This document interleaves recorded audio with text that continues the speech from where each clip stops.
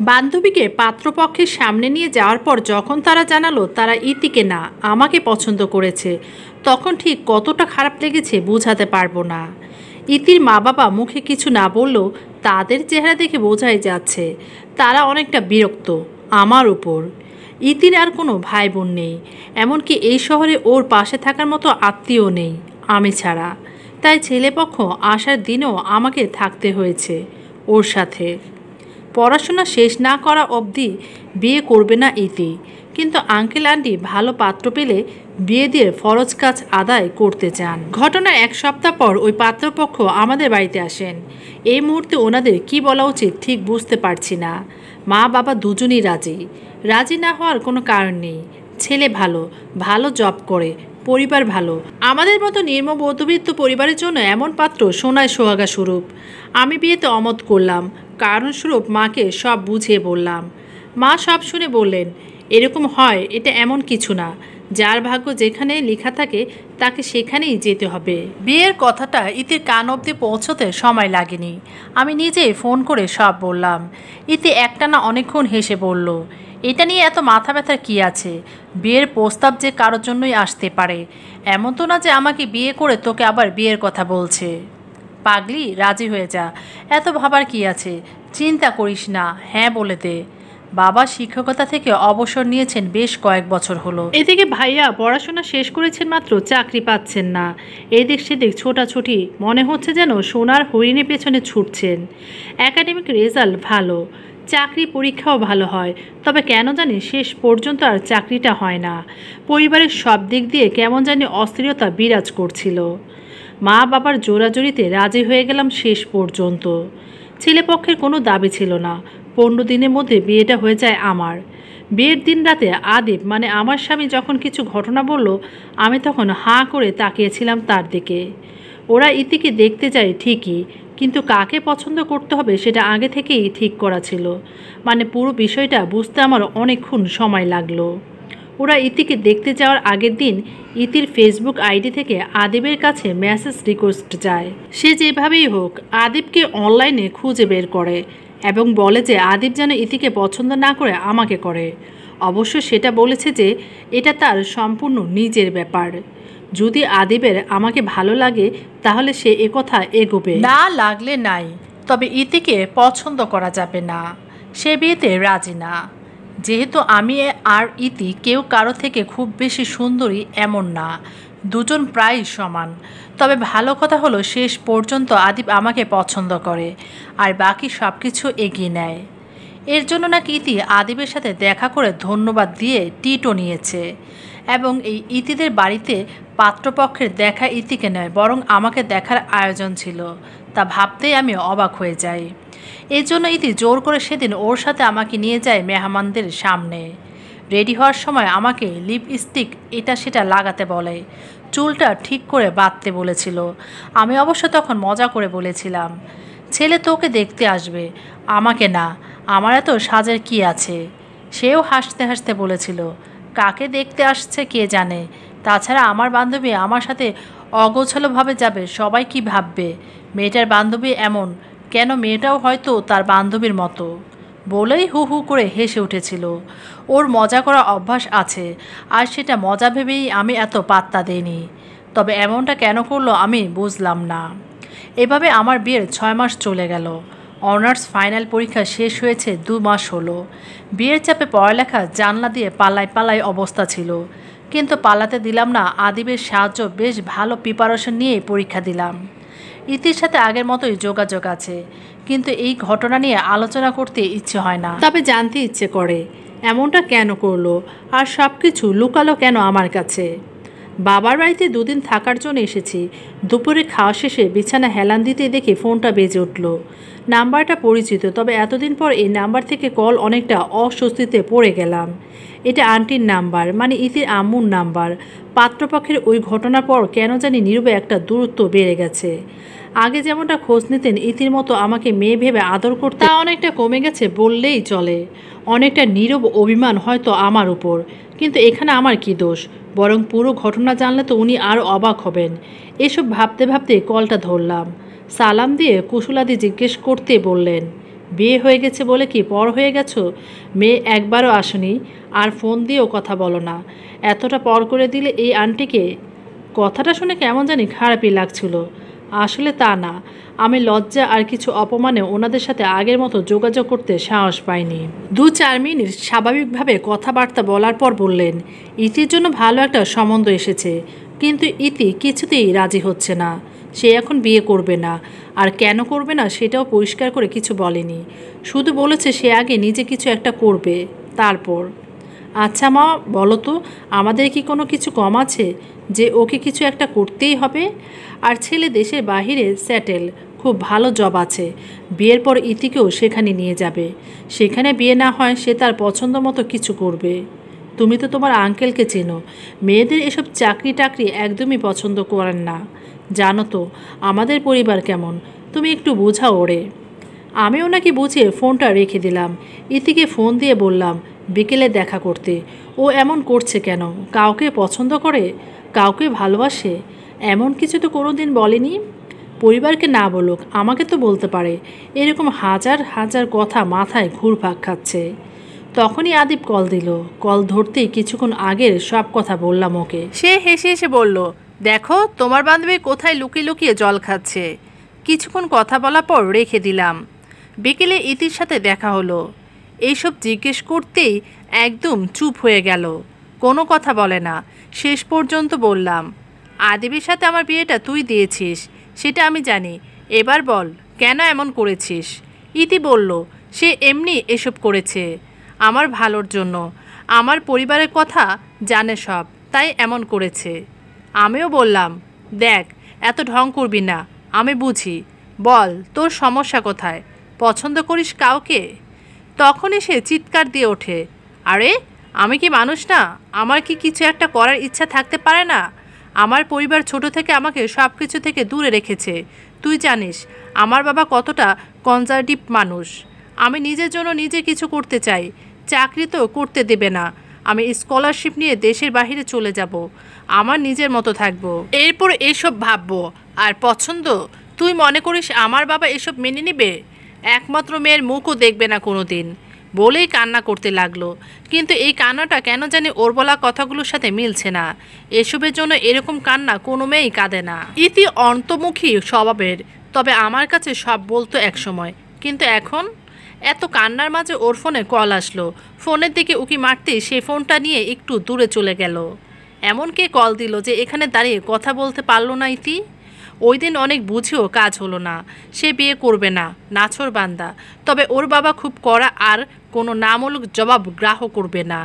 1 সপ্তাহের মধ্যেই ইতির বিয়ে। মাকে বললাম, মা খুশি হয়ে বললেন, ভালোই ভালোই হয়ে যাক বিয়ে, এত পাগলামি করছে কেন মেয়েটা? আমি শ্বশুর বাড়িতে চলে গেলাম। সেখানে শ্বশুর শাশুড়িকে বলে ইতির বিয়ের জন্য 3-4 দিনের জন্য আবার বাড়িতে আসলাম। ইতির বাড়ি আর আমাদের বাড়ি কাছাকাছি। বাড়িতে এসে মাকে রান্নায় সাহায্য করতে লাগলাম। সবশেষে খাবার খেতে ছোট্ট 2টা ভাই বোন আর ভাইকে ডাকলাম। বাবা কোথায় নাকি মিলাতে গেছেন। ভাইয়া খাবে না বলে দিল। মা বললেন, সংসারের অবস্থা ভালো না, এদিকে ভাইয়ার কোনো চাকরি হচ্ছে না, বেশ চিন্তিত ভাইয়া। কদিন যাবৎ যা ছিল সঞ্চয় তা দিয়ে আমার বিয়ের খরচ চালানো হয়েছিল। কথাগুলো শুনে আমার নিজেরই খারাপ লাগলো। মেয়েদের এই যন্ত্রণার কথা কেউ বুঝবে না। সবাই বলে বিয়ে হয়ে গেছে, মেয়ে শান্তি। কিন্তু নিজের জন্মের ঠিকানা এত অগোছলো রেখে কোনো মেয়ে স্বামীর ঘরে নিশ্চিন্তে ঘুমাতে পারে না। আজ রাতেই ইতির বিয়ে। আমি রেডি হয়ে মাকে বললাম রেডি হতে। মা দরজার সামনে দাঁড়িয়ে আছেন। ভাইয়া দুপুরেও কিছু খাননি, এখনও বাসায় ফেরেননি। মা অপেক্ষা করছেন, বিয়েতে যাবেন না বলছেন মা। সারাদিন ছেলেটা কিচ্ছু খায়নি, আমারও চিন্তা হচ্ছিল। এইদিকে দেরি হয়ে যাচ্ছে, তাই বললাম ভাইয়া আসলে রেডি হয়ে চলে যেও বিয়েতে, আন্টি কল দিচ্ছে। আমি বেরোলাম। আদিপ গাড়ি নিয়ে এসে পড়েছে এতক্ষণে। মা চা খেতে বললেন, সে বলল এখন না, বিয়ে থেকে আসার পর খাবে। আমি গাড়িতে উঠলাম। রেডি হতে হতে দেরি হয়ে গেল। আদিপকে আজ বেশ লাগছে। বিয়ের পর এই প্রথম ইতিদের বাসায় যাচ্ছি আদিপকে নিয়ে। এর মাঝেই আন্টির কল, রিনি তোমাদের বাসায় ইতি গেছে? মানে ইতি এখন আমাদের বাসায়? মানে আজ তো ওর বিয়ে, সে কোথায়? রিনি, ইতি কোথায়? সে নাকি পালিয়েছে, বলেই কান্না করতে লাগলেন। হাত পা কেমন জানি কাঁপছে আমার। ইতি পালিয়েছে, কিন্তু কোথায়? আমার হাত পা কাঁপছে। ইতি কোথায় গেল? বিয়ের আসর ছেড়ে। এমন কোনো ঘনিষ্ঠ বন্ধুবান্ধব নেই আমার জানা মতে। আমি পাথরের মতো বসে আছি দেখে আদিব আমাকে ডাক দিল। ইতির কথা শুনতে গাড়ি থামিয়ে দিল সে। আন্টি ততক্ষণে ফোনটা রেখে দিয়েছেন। আমি আমার চেনা জানা কয়েকজনের সাথে যোগাযোগ করলাম। কেউ ইতির কথা জানে না। আমরা যত তাড়াতাড়ি সম্ভব ইতিদের ওখানে গেলাম। মেহমান প্রায় সবাই চলে আসতেছে, একটু পর বরযাত্রী চলে আসবে, ওরা রাস্তায় বলেছে। আন্টি আমাকে টেনে টেনে নিয়ে বললেন, কোথায় যেতে পারে, কোনো ধারণা আছে? আমি মাথা নাড়িয়ে না বললাম। আমি সব জায়গায় ফোন দিয়ে খোঁজ নিয়েছি আন্টি, কোথাও নেই। অন্যদিকে আঙ্কেল রাগে অগ্নিশর্মা। খুব সিরিয়াস মুহূর্তে রাগী মানুষদের রাগ আরও দ্বিগুণ হয়ে যায়। ওরা টেনশন করার বদলে রাগ করে বেশি, সাথে চেঁচামেচি করে। এই মুহূর্তে আঙ্কেলও তাই করছেন, সবার সাথে চিল্লাচিল্লি করছেন কোনো কারণ ছাড়াই বা ছোটোখাটো বিষয়ে। আমাকে দেখে বললেন, পরিচিত বান্ধবীদের বাসায় গিয়ে গিয়ে খোঁজ নিতে হবে, কোথাও লুকিয়ে বসে থাকলে খোঁজ পাওয়া যাবে না। আমি তখনই বললাম, পুলিশকে খবর দিলে কি ভালো হয় না? একথা শুনতেই ওনার চোখ দুটো আরও লাল হয়ে গেল। বললেন, এখানে এতগুলো মানুষ এবং বিয়ে বাড়িতে পুলিশ আসলে মান সম্মান কোথায় যাবে বোঝো? ওনার চোখের ভাষাই সব বলে দিচ্ছে। আমি আর পাল্টা কিছু বলিনি। আন্টিও তখন বললেন, তোমার মান সম্মানই সব, সন্তান কিছু না। এই কথাও ওনার উপর কোনো প্রভাব ফেললো কিনা ঠিক বুঝতে পারলাম না। একটু পরই বরযাত্রী চলে আসলো। তারা কনে দেখতে না পেয়ে বারবার জিজ্ঞেস করছিল মেয়ে কোথায়। কতক্ষণ মিথ্যে বলে আটকে রাখা যায় মানুষকে? আস্তে আস্তে জানাজানি হয়ে গেল সব। আর এসব কথা বাতাসের চেয়েও দ্রুত ছড়িয়ে পড়ে। তাই ইতি নিখোঁজ হওয়ার খবরটা ছড়াতে 10 মিনিটও বেশি সময় লাগেনি। তবুও আঙ্কেল সামাল দিচ্ছিলেন, যদিও কাজ হবে না। আবার ফোনও কাকে যেন কি বলছেন। অনেক হয়েছে, আর এসব দেখতে পারবো না। মা আসছে কিনা খবর নিতে হবে। মাকে কল দিতেই বলল, ভাইয়া, মা আর রিশা ওরা প্রায় চলে এসেছে। আমি মাকে বললাম ভাইয়াকে ফোন দিতে। ভাইয়া ফোন ধরতেই বললাম, ভাইয়া, তোমার কোনো ফ্রেন্ড জানি সাব ইন্সপেক্টর পদে আছে, তাকে একটু খবর দাও। কেন? বিয়ে বাড়িতে পুলিশ কি করবে? দরকার আছে। ইতি বিয়ের আসর থেকে পালিয়েছে, খুঁজে পাওয়া যাচ্ছে না। তোমার বন্ধুকে ফোন দিয়ে এই ঠিকানায় আসতে বলো। ইস, কিভাবে ফোন দেব? আজ দুপুরে একটা ইন্টারভিউ দিয়ে আসার পথে ফোন মানিব্যাগ সব চুরি হয়ে গেছে। নাম্বার পাবো কই? এক কাজ করি, আমি থানায় গিয়ে ওকে নিয়ে আসতেছি, তুই অপেক্ষা কর। ওকে বলেই ফোন কেটে দিলাম। এদিকে বরপক্ষ অনেকটা রেগে গেছে। ছেলের বাবা ছেলে নিয়ে বাড়ি চলে যাবে। আঙ্কেল ওনাদের মিনতি করছেন আর কিছুক্ষণ অপেক্ষা করতে। উনি মানুষ পাঠিয়েছেন, চারিদিকে ইতিকে নিয়ে আসবে, সময় লাগবে না। তখনই ছেলের মা বললেন, বিয়ের আসর থেকে পালানো মেয়েকে ঘরের বউ করে নিয়ে যাব, ভাবলেন কি করে? সম্ভব না কখনো। আমাদেরও মান সম্মান আছে, আমরাও সমাজে বাস করি। আপনার মেয়ের জন্য আমরা কটু কথা শুনতে পারবো না। আন্টি সহ সবাই আমরা চুপ একদম। আমার বারবার ইতির ওই দিনের কান্নার কথা মনে পড়ছে। কীরকম অস্বাভাবিকভাবে কান্না। এভাবে সে কখনো কাঁদেনি, আর কথার সাথে কান্নার মিল ছিল না। বিয়ে ঠিক হওয়ার পর থেকেই ইতি কেমন জানি আরও চুপচাপ হয়ে গেল। আমি ফোন দিলে কথা বলতো, আগ বাড়িয়ে ফোন দিত না। আন্টির কাছে ইতির বাসার আচরণ কেমন ছিল জানতে চাইলেই বললেন, জানো তো, সে তার বাবাকে ভয় পায়, ঘরে তেমন একটা কথা বলে না, রুমে একা বসে থাকতো, আমার সাথে কথা বলতো না। আমি আন্টিকে ওই দিনের বিকেলের ঘটনা বলি। ততক্ষণে ভাইয়া তার পুলিশ বন্ধুকে নিয়ে চলে এসেছে। আঙ্কেল প্রথমে কিছু রাগারাগি করলেও পরে ঠিক নরম হয়ে যান। পুলিশ বিভিন্ন বিষয় জানতে চাইলে সব নর্মালি বলা হয়। ইতির অন্য কারোর সাথে সম্পর্ক আছে কি না তা নিয়ে সন্দেহ করতে আমি ওই দিন বিকেলের একটা ফোনের কথা বললাম, যা ইতি আমাকে এড়িয়ে গিয়েছিল। ইতির রুম চেক করা হলো। নিজের পরনের কাপড় ছাড়া একটা সুতাও নড়চড় হয়নি কোথাও। এমনকি বিয়ের গহনাও ডয়ারে যেমন রাখা হয়েছিল ঠিক তেমনিই আছে। তখনই ওই পুলিশ বললেন, ইতির মাঝে কি কোনো অস্বাভাবিক আচরণ আছে? মানে সে কি মানসিকভাবে কোনো দিক দিয়ে অ্যাবনর্মাল? তখনই কেমন জানি আঙ্কেল আন্টি চুপ হয়ে গেলেন। তারপর বললেন, না না, সেরকম কিছু কখনো মনে হয়নি, শুধু বিয়েতে অমত আর এভাবে ঘর থেকে পালানো। আচ্ছা, আমি ইতির কল লিস্ট চেক করার জন্য পাঠিয়েছি। আপনাদের বাড়ির লোকজন কোথায়? এতক্ষণে খেয়াল করলাম শহরের সব চেনা পরিচিত ছাড়া ওনাদের গ্রামের আত্মীয় কেউ নেই, অথচ গ্রামেই তাদের সব। একমাত্র মেয়ের বিয়েতে নিজের আপনজনদেরকে না জানিয়ে বিয়ে দিচ্ছেন নাকি? পুলিশের মুখে প্রশ্নটা শুনে আঙ্কেল আন্টি একদম চুপ হয়ে গেলেন। আমতা আমতা করে কিছু একটা বলতে গিয়েও বলতে পারলেন না। বারবার জিজ্ঞেস করা হলো প্রশ্নটা। ঠিক তখনই পুলিশের একজন লোক ইতির কল লিস্ট হাতে নিয়ে ঢুকলো। স্যার, এখানে সব নাম্বার আর লোকেশন দেয়া আছে, আর আরও বেশ কিছু ইনফরমেশন এনেছি, পেছনে আছে।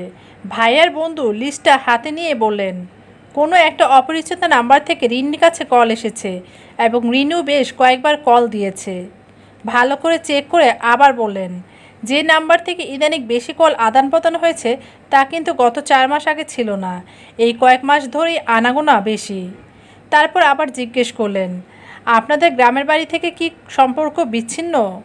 হ্যাঁ, তেমন একটা যাওয়া আসা হয় না, আর যাওয়ার তেমন কারণও নেই, কেউ নেই সেখানে একজন ছাড়া। কথাগুলো চটপট বলে আবার চুপ হয়ে গেলেন। তখনই আদিব বলল, যে নাম্বার থেকে লাস্ট কথা হয় ইতির, সেটার লোকেশন কোথায়? চট্টগ্রামের মোহনপুর। নামটা শুনিয়ে আন্টি চমকে উঠলেন, এমনভাবে তাকালেন যেন গভীর কোথাও গিয়ে আঘাত লাগলো, কিছুটা যেন ঘাবড়ে গেলেন। তখনই আদিব বলল, আরে এটা তো আমাদের পাশের গ্রাম, আমাদের গ্রামের নাম সিরাজপুর, ইতিকে খুঁজতে সাহায্য করতে পারবো আপনাদের। তখনই পুলিশ বলল, আমরা হসপিটাল সহ বিভিন্ন জায়গায় খোঁজ খবর নিচ্ছি, আপনারা মোহনপুরে যাবার ব্যবস্থা করেন বা সেখানে খোঁজ নিন। আমি পুলিশের সাথে যোগাযোগ করার চেষ্টা করছি, আপাতত আসছি এখন। এক এক করে সব মেহমান বিদায় নিয়ে নিলেন। বিয়ে বাড়িটা মুহূর্তের মধ্যে নীরব নিস্তব্ধ হয়ে গেল। মাকে বললাম, তুমি বাসায় যাও। ভাইয়া মাকে নিয়ে চলে গেলেন। আন্টি সেই তখন থেকে কান্না করছেন। ঘরে ওনারা দুজন ছাড়া আর কেউ নেই। আন্টিকে একটু শান্ত করে ওনার রুমে দিয়ে আসলাম। বারবার রিনি কোথায় বলে বলে কান্না করছেন, আবার বলছেন আগে কিছুই পেছনে ছাড়বে না আমাদের। আমি এই কথা শুনে অনেকটা অবাক হয়ে যাই। এই মুহূর্তে ওনাদেরকে একা রেখে আসা সম্ভব না। আন্টি আমাকে ওনার পাশে থেকে উঠতে দিচ্ছেন না। আঙ্কেল বেলকনিতে দাঁড়িয়ে আনমনে কি যেন ভাবছেন, একদম পাথরের মূর্তির মতো দাঁড়িয়ে, কোনো বাক্য আলাপ নেই। আদিব সব কিছু দেখে বলল, আজ এখানেই থাকো তুমি। আঙ্কেলের কাছে গিয়ে বলল, আগামীকাল সেও মোহনপুর যাবে, যেহেতু পাশাপাশি গ্রাম। যদিও কেউ কাউকে চিনি না, তারপরে এখন তো আর এসবে কিছু আসে যায় না। আমার শ্বশুর শাশুড়ি কি একটা কাজে গ্রামে গেছেন গতকাল, এমনিতেও ওনারা শহরে তেমন একটা থাকেন না। আমার শ্বশুরের নাকি দমবন্ধ হয়ে আসে শহরে, কদিন থেকেই আবার চলে যান। তখনই হুট করে আঙ্কেল আদিবের হাত ধরলেন। আমি যেতে চাই না বাবা, আমার সেই অভিশপ্ত ঘরে। আমার মেয়ে, শুধুমাত্র আমার মেয়েকে বাঁচানোর জন্য ওই গ্রাম, ওই ঘর ছেড়ে সব কিছু ছেড়ে শহরে এসে বেঁধেছি। আজ সেও নিখোঁজ। আমরা কি নিয়ে বাঁচব বলো? এই প্রথম আঙ্কেলের চোখে জল দেখলাম। একজন পিতা সন্তান হারানোর ভয়টা কখনো চেপে রাখতে পারে না। আঙ্কেলকে সান্ত্বনা দিয়ে আদিব বলল, আপনারা আমাদের বাড়িতে গিয়ে উঠবেন, সেখান থেকে সবাই মিলে আমরা ইতির খোঁজ নেব। আরও কিছু টুকটাক কথা বলে সে বিদায় নিয়ে চলে গেল। বিয়ের ঝামেলায় কারো কিছু খাওয়া হয়নি। আমি আন্টিকে রেখে রান্নাঘরের দিকে চলে গেলাম। কিচ্ছু খাবার বানানোর আগে ভাবলাম চা দে একটু। আঙ্কেল খুব চা খান। চা বানিয়ে ওনাদের দরজার পাশে যেতেই শুনলাম, তুমি আমাদের উৎসের কথা ভুলে গেলে? কিভাবে আমরা আমাদের প্রথম সন্তানকে হারিয়েছি। আজও মনে হয় এই তো উঠোনে উৎস খেলা করছে, সেই ছোট্ট গুটি গুটি পায়ে। আমার মেয়ে ইতিরও কি সেই পরিণতি? তোমাদের পরিবার কি আমাদের সন্তানদেরকে রেহাই দিবে না? আমাদের কি দোষ বলো? আমার মায়েরও কোনো দোষ নেই। আমাদের নিয়তি এমন হয়ে থাকলে আমরা কি করব বলো? আমি নিয়তি মানি না। আমি আমার মেয়েকে সুস্থ স্বাভাবিক চাই। আমার মেয়েকে এনে দাও। উৎসকে হারানোর ব্যথা আমি ইতিকে পেয়ে ভুলেছি। তোমার মনে নেই উৎস চলে যাওয়ার পর ইতির অস্বাভাবিক আচরণের কথা? রাতে একা একা বসে থাকতো, পাগলামি করতো, অগোছালো যা ইচ্ছা তাই বলতো। ইতির স্বাভাবিক হতে হতে অনেক বছর লেগে গেল বলেই আমাকে দেখে চুপ হয়ে গেলেন। উৎস নামে ওর একটা ভাই ছিল, ইতি তো কিছু বলেনি কখনো। আমি চা নিয়ে রুমে ঢুকতেই বললেন, তোমার কাছে লুকানোর কিছু নেই মা, যা শুনছো সব সত্যি। ইতি 8 বছর বয়স অবধি স্বাভাবিক বাচ্চাদের মতো ছিল না। অনেকটা আমাদের পারিবারিক একটা কারণ, আর কিছুটা উৎসের চলে যাওয়া। ইতির যখন 4 বছর বয়স তখন উৎসের বয়স 6 বলে আবার কান্না করতে লাগলেন। আমি কৌতূহল নিয়ে জিজ্ঞেস করলাম, কি এমন কারণ যে আপনারা পরিবার থেকে দূরে, নিজের বাড়ি থেকে বিচ্ছিন্ন? এই বংশে কোনো সন্তান জীবিত থাকে না, জীবিত থাকে না, মরে যায়। কতগুলো শিশুদের কান্নার আর্তনাদে মাঝরাতে পুরো বাড়ি হাহাকার করে ওঠে। চিৎকার করে উঠলেন আন্টি। তখনই আঙ্কেল বললেন, যেতে যেতে সব বলবো। আমরা এক্ষুনি রওনা দিব মোহনপুর। আমার মেয়েকে বাঁচাতে হবে। আমি জানি ইতি সাহেরার সাথে কথা বলতো। এই সাহেরাই ওর মাথায় এসব আবার ঢুকিয়েছে। একটু বাঁচতে এখানে এসেছিলাম, তাও বাঁচতে দিবে না কেউ। বলেই তাড়াহুড়ো করে নিচে নামলেন। আন্টিও পেছন পেছন চলে গেলেন ওনার। আমি আদিবকে ফোন করে সব বললাম। সেও গাড়ি নিয়ে আসতেছে। আঙ্কেল আন্টিকে শান্ত করে আদিবের জন্য একটু অপেক্ষা করতে বললাম। আদিব আসার সাথে সাথে রওনা হয়ে গেলাম আমরা 4 জন। আঙ্কেল আন্টি এখন দুজনই খুব অস্থির, কোনোভাবে শান্ত করা যাচ্ছে না। আদিব আঙ্কেলের হাত ধরে বলল, আপনি এমন করলে আন্টি কি করবে? আপনি তো বোঝেন একজন শক্ত সামর্থ্য মানুষ। ইতির কিছু হবে না, ভরসা রাখেন। আদিবের কথা শুনে আঙ্কেল কিছুটা শান্ত হলেন, আবার নরম সুরে বললেন, এর জন্য ইতিকে আমরা চোখে চোখে রাখতাম, যক্ষের ধরের মতো আটকে রাখতাম বুকে। 8 বছর বয়সে ওকে নিয়ে শহরে চলে আসি। তখনও সে মাঝে মাঝে হঠাৎ রাতে কোথায় চলে যেত, খুঁজে পেতাম না। অনেক খোঁজাখুঁজির পর তাকে মোহনপুরে পাওয়া যেত, কিন্তু কিভাবে সে এত দূর গেল সে বলতে পারে না কিছুই। তারপর আস্তে আস্তে 11 বছর বয়স থেকে সে সেরে ওঠে, পুরোপুরি স্বাভাবিক। আর কখনো এমন কিছু ঘটেনি। একজন মনোবিশেষজ্ঞের কথায় স্থান পাল্টায়। আমরাও প্রায় ভুলতে বসেছি সব। তবে গত 6 মাস আগে খুব জরুরি দরকারে একবার ওখানে যেতে হয়, সব কিছু বিক্রির জন্য। ইতিও জেদ ধরে সে যাবে। আমরা 3 জনই যাই। কথা বলতে বলতে অনেকটা হাঁপিয়ে গেলেন আঙ্কেল। 1.5 ঘন্টা পরই আমরা পৌঁছালাম আমার শ্বশুর ভিটেতে। গাড়ি থেকে নামতেই দেখলাম ঘরে বেশ আওয়াজ শোনা যাচ্ছে। জায়গা জমি নিয়ে ঝামেলা হচ্ছে। শুনেছিলাম এত রাত অবধি বৈঠক চলছে সেসবের। আমার শাশুড়ি সবাইকে দেখে একটু অবাকই হলেন। আমি আর আদিব সব বুঝিয়ে বললাম মা বাবাকে। ওনারাও সাহায্য করবেন বলে ওনাদের সান্ত্বনা দিলেন। রাতেই খবর নেওয়ার লোক পাঠানো হলো। কেউ কোনো খবর পাচ্ছে না। ফজরের আজান শোনা গেল, সবাই নামাজ পড়লেন। কেউ আর রাতে ঘুমালেন না। নামাজ শেষ করে উঠতে কে একজন এসে পড়ল। পাশের গ্রামের এক গুরুস্থানে একটা মেয়েকে দেখা গেছে। সবাই বলাবলি করছে পুরনো একটা কবর নাকি শুয়ে আছে মেয়েটা। কথাটা শুনে বুকটা ধুক করে উঠল। সবার মুখ অজানা আতঙ্কে ফ্যাকাশে হয়ে গেল। আন্টি আমার হাত চেপে ধরলেন। পুরনো কবরের গর্তে একটা মেয়ে শুয়ে আছে। পাশে গ্রামের মানুষ বলাবলি করছে সেটা। অজানা আতঙ্কে সবার চেহারা ফ্যাকাশে হয়ে গেল। ইতি ইতি নাকি? সবাই একযোগে সেদিকে ছুটলাম। মানুষের জটলা বেঁধে আছে। ভিড় ঠেলে গিয়ে দেখলাম 14-15 বছরের একটা মেয়ে, মনে হয় প্রতিবন্ধী, কবরের পাশে বসা। মেয়েটির মা এসেছে ঘরে নেবার জন্য। আন্টি আবার আমাকে ধরে কেঁদে উঠলেন। ইতি কোথায় গেছে কিচ্ছু জানা যাচ্ছে না। সবাই অস্থির। মোহনপুরে এখন আমরা আঙ্কেল মানে ইতির বাবার নিজ বাড়িতে গেলাম।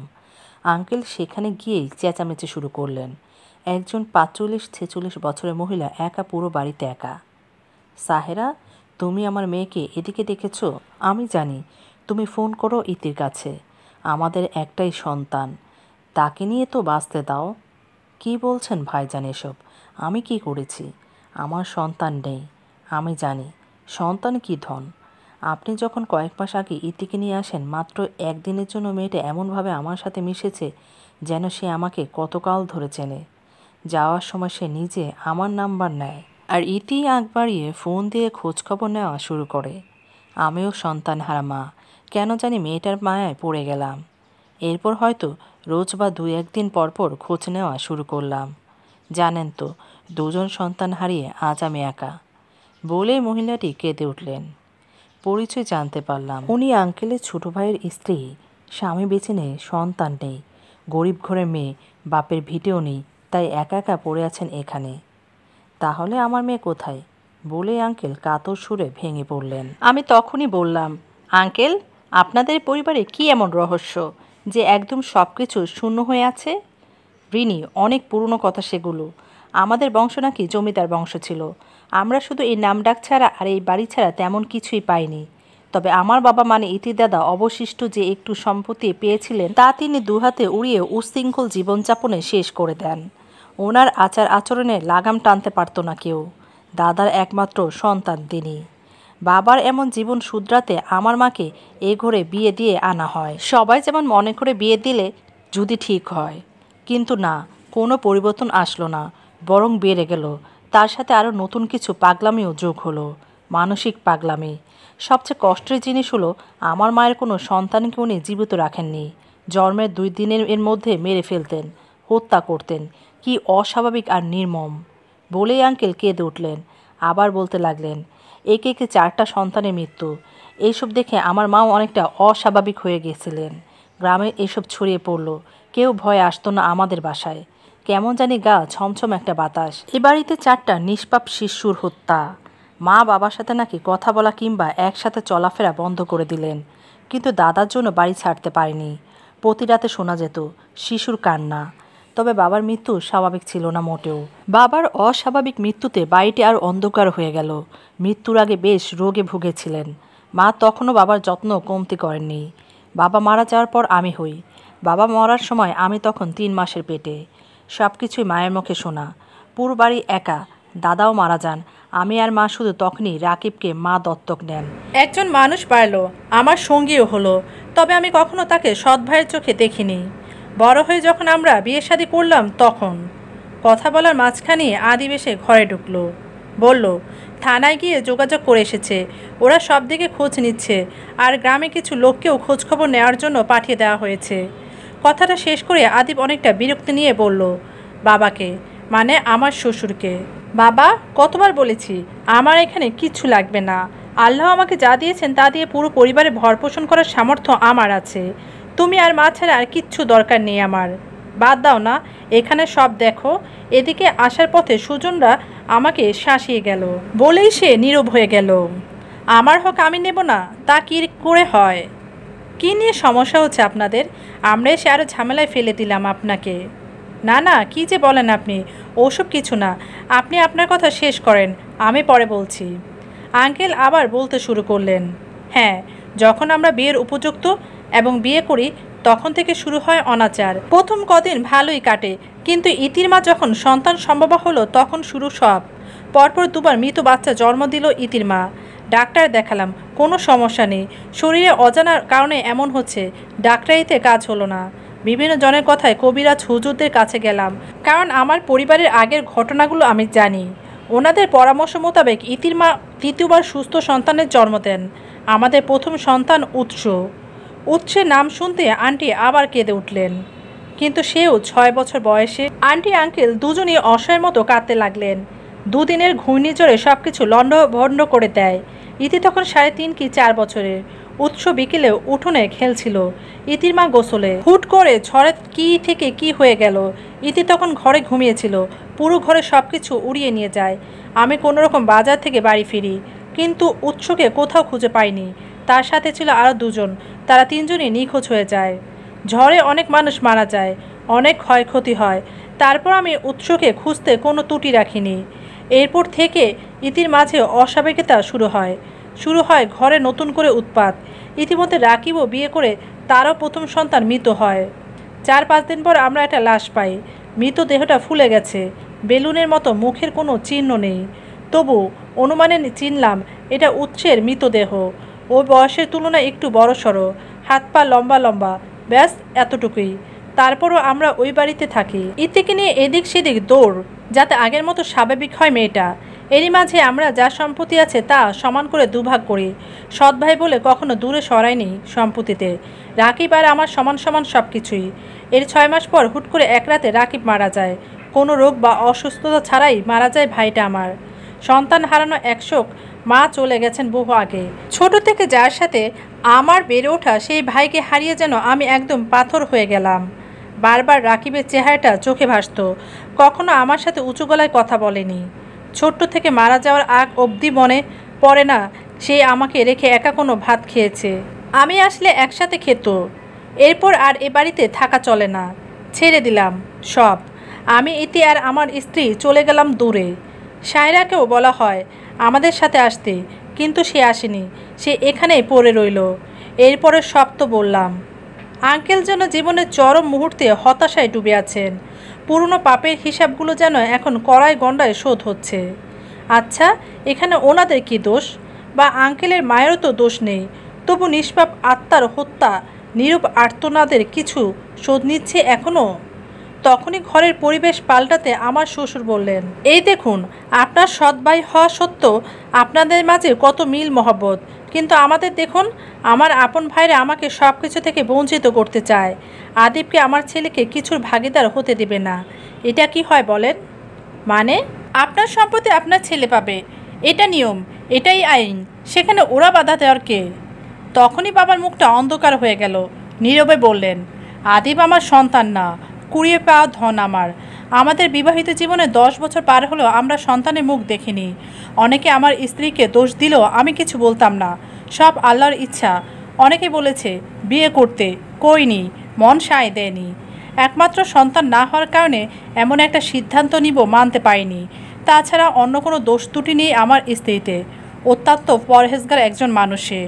আপনি যে ঝড়ের কথা বললেন, হয়তো সেই ঝড়ের সময় ঝড় শেষে আমাদের ঘরের পেছনে একটা ছেলে মৃত্যুপ্রায় পড়ে রয়েছে। তখন তাকে তুলে নিয়ে সদর হাসপাতালে যাই, কিন্তু অবস্থা খুব বেশি খারাপ ছিল। শহরে নিয়ে গেলাম। পুরো 1 মাসের চিকিৎসায় বেঁচে ওঠে শিশুটি। আর এই 1 মাসে অনেকটা মায়ায় জড়িয়ে গিয়েছিলাম। ছেলেটা কার, কোথাকার, কোন খোঁজ নেই। স্বার্থপরের মতো রেখে দিলাম, নিজের সন্তানের মতো। কোনো দিকে তাকাইনি, কখনো বুঝতে দেয়নি আদিব পালিত সন্তান। কিন্তু ওই যে জমি জমার ঝামেলা, এসবের ভেতর দিয়ে আদিবের জন্মের কথা চলে আসে। আদিব জেনে যায় সে ওর মায়ের গর্ভের সন্তান না। তারপরও আমার ছেলেটা কোনোদিন সেটা বুঝতে দেয়নি। কিভাবে যেন ওর ভেতর একটা পরিপূর্ণ মানুষের মতো বুঝ চলে আসলো। আর দত্তকের কাগজ কিভাবে কি নিয়ে বানাবো সেটা হয়ে ওঠেনি। এই নিয়ে ঝামেলা চলে। আদিব আবার কিছুই পাবে না। তবে আমি এখনও ওর পরনের জামা কাপড় হাতের ঘড়ি রেখে দিয়েছি। একথা শুনতেই আন্টি কেন জানি বললেন, কাপড়গুলো আর ঘড়িটা দেখানো যাবে? এর মাঝে ফোন আসলো।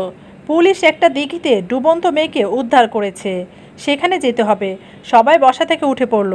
আমি তখন আদিবের দিকে এক দৃষ্টি নিয়ে তাকিয়ে আছি। কেমন নীরব, চুপচাপ, সে কত শান্ত। ওইখানে গিয়ে ইতির নিথর দেহটা দেখে আঙ্কেল আন্টি দৌড়ে গিয়ে জড়িয়ে ধরলেন। এলাকার লোকজন বলছে পানি খেয়ে অজ্ঞান হয়ে উপরে ভেসে উঠেছে। তাড়াতাড়ি ডাক্তারের কাছে নিয়ে যাওয়া হলো। অনেকটা প্রাণ ফিরল আমাদের। ইতি চোখ খুলেছে, কিন্তু কথা বলেনি। ওনাদের সেই পুরনো ডাক্তারের কাছে নিয়ে যাওয়া হয় ইতিকে। সব শুনে বললেন অতিরিক্ত প্রেশার দেওয়ার কারণে তার মাঝে আগের সিনড্রোমগুলো দেখা দিয়েছে। ভবিষ্যতে সাবধান করা হলো। ইতির দিকে তাকিয়ে ভাবলাম, আমাদের 5 বছরের বন্ধুত্ব, কখনো এসবের আঁচও পাইনি। ওদের ঘরেও কত যাওয়া আসা, ভাবতেই পাইনি এত কিছু লুকিয়ে থাকতে পারে মানুষের জীবনে। ইতিকে নিয়ে বাড়ি ফিরলাম আমরা। হঠাৎ আন্টি আমার আর আদিবের হাত ধরে বললেন, রিনি মা, কখনো আমার কোনো কথায় বা আচরণে কষ্ট পেয়ে থাকলে মাফ করে দিও এই মাকে। আমি আন্টিকে সান্ত্বনা দিলাম, বুঝালাম ইতির মতো আমিও আপনার মেয়ে, এরকম কিছু বলবেন না, নিজেরই লজ্জা লাগে। বাড়ি ফিরে খাওয়া দাওয়া শেষে হুট করে আবার আন্টি আমার শ্বশুরের কাছে আদিবের সেই পুরনো জামা কাপড় দেখতে চাইলেন। মা অনেকটা থমকে গেলেন মনে হলো। কি হচ্ছে সব? বাবা কাপড়গুলো বের করতে 1 সেকেন্ডও সময় লাগেনি আন্টি আঙ্কেলের চিনতে। সাথে সেই হাত ঘড়ি, সব কিছু যেন পাল্টে যেতে লাগলো। মানে কি আদিবই উৎস? ইতির সেই ভাই? আঙ্কেল তখনই বললেন, সত্যিই তো এই কাপড়গুলো? সম্মতি সূচক জবাব পেয়ে যেন আনন্দের অশ্রু বয়ে যেতে লাগলো চোখ দয়ে। পাগলের মতো কান্না করতে লাগলেন। নিয়তির কি চমৎকার সমাবেশ। আঙ্কেল বললেন, ওই মৃতদেহটা উৎসের ভেবে ওনারা দাফন করেন, চেহারা চেনা যায়নি। সব কিছু শুনে আর বুঝে আমি আর আদিব অবাক হয়ে আছি। অন্যদিকে বাবা মা কেমন জানি চুপ হয়ে আছেন। বাবা আস্তে আস্তে গিয়ে বললেন, আমরা দুজন কি ক্ষমা পাওয়ার যোগ্য ভাই? আমরা নিঃসন্তান, কিভাবে যেন এই সন্তানকে হাতে পেয়ে স্বার্থপর হয়ে গেছি বুঝিনি, বলেই কান্না করতে লাগলেন। আমিও আর কান্না চেপে রাখতে পারলাম না। অন্যদিকে মা আদিবকে আঁকড়ে ধরে আছেন, বিলাপ করছেন, আমাদের মাফ করে দে বাপ, আমাদের একা রেখে যাস নে। কি অদ্ভুত না মানুষের জীবন। তখন আঙ্কেল বাবাকে জড়িয়ে ধরে বললেন, আপনারা আমার সন্তানকে বাবা মায়ের আদর দিয়েছেন, মানুষের মতো মানুষ করেছেন, এত কিছু বিনিময়ে এই স্বার্থপরতা খুবই নগণ্য। হ্যাঁ, আমরা পুত্রশোকে ছিলাম, কিন্তু তখন ইতি ছিল আমাদের আরেক সন্তান। বরং আমি কৃতজ্ঞ, আমার ছেলে ওই অবস্থায় পেয়ে তার সেবা করেছেন, নিজের সন্তানের মতো বড় করেছেন। আদিব তখন মাকে জড়িয়ে ধরে আস্তে আস্তে আন্টির কাছে আসলো। সে আরেক হাত দিয়ে তার আরেক মাকে বাহু ডোরে বেঁধে নিল। বাবাদের সামনে গিয়ে বলল, দেখেছো আমি কতটা ভাগ্যবান? সবার একজোড়া বাবা দেন সৃষ্টিকর্তা, আর আমার 2 জোড়া বাবা মা দিয়েছেন। আর তারা আমাকে কতটা ভালোবাসে তা আমি বলে বোঝাতে পারবো না। আমার বাকি জীবনটা এই দুটো বাবা মাকে নিয়ে দিব্যি কেটে যাবে। আদিবকে চারপাশ দিয়ে ঘিরে ধরলেন সবাই। দেখে মনে হচ্ছে পৃথিবীর মাঝে স্বর্গ নেমে এসেছে। ইতি তখনও অন্য রুমে ঘুমাচ্ছে, আর এখানে সব ভালোবাসা মিলেমিশে একাকার হয়ে গেছে। চারজন আদিবকে আঁকড়ে ধরে আছেন। তখনই আমার দুই বাবা, মানে আমার দুটো শ্বশুরমশাই ডেকে বললেন, কিরে মা, তুই দূরে কেন? আয়, আমাদের আরেক মেয়ে তুই। দৌড়ে চলে গেলাম। আমি কান্না আর সুখে কারো চোখ বাধা মানছে না। আসলে প্রকৃতি অনিয়ম পছন্দ করে না, নিয়ম বহির্ভূত কিছু প্রকৃতি মেনে নেয় না, ঠিক তার নিয়মে ঠিক করে দেয়, যার নাম এই নিয়তি। আদিব ইতির ভাই, ইতিকে পাত্রী হিসেবে দেখতে আসে আদিব, কিন্তু এটা অসম্ভব। একই বাবা মায়ের ঔরসজাত সন্তান ওরা, তাই তো কোনো কারণেই হোক সেটা না হয়ে ঠিক নিয়তি তার গন্তব্যে নিয়ে গিয়েছে, সব নিজের মতো ঠিক করে দিয়েছে। আর অবশেষে সব কিছুর সমাধান মিলেছে। উপরে বসে থাকা ওই উপরওয়ালা কখনো কোনো কিছু বিনা কারণে করেন না, বরং উত্তম কিছুর জন্যই করেন, এটাই আমাদের বিশ্বাস। অবশেষে সেই বিশ্বাসের প্রমাণ মিলল। গল্পটি ভালো লাগলে অবশ্যই চ্যানেলটিকে সাবস্ক্রাইব করবেন, লাইক কমেন্ট শেয়ার করে পাশে থাকবেন। ধন্যবাদ।